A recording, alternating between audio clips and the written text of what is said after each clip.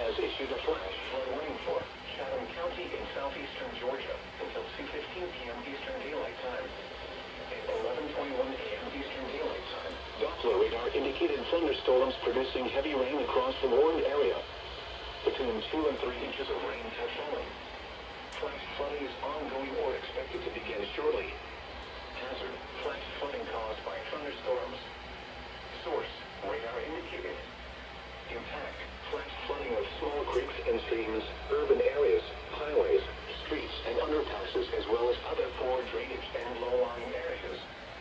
Some locations that will experience flash flooding include Pruitt, the Interstate 16, Interstate 95 Interchange, Savannah International Airport, Godley Station, Hunter Army Airfield, downtown Savannah, Garden City, Fort Whitworth, Bloomingdale, and Leonard. Very heavy rainfall is occurring across northern Chatham County. The Savannah International Airport measured 1.53 inches in an hour, and other automated rain gauges in the area have measured nearly 3 inches of rain so far today.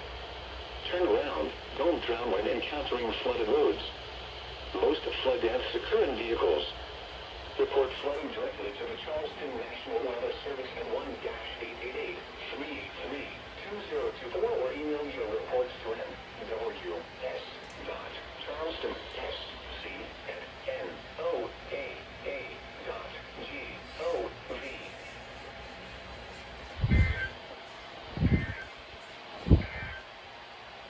Let's review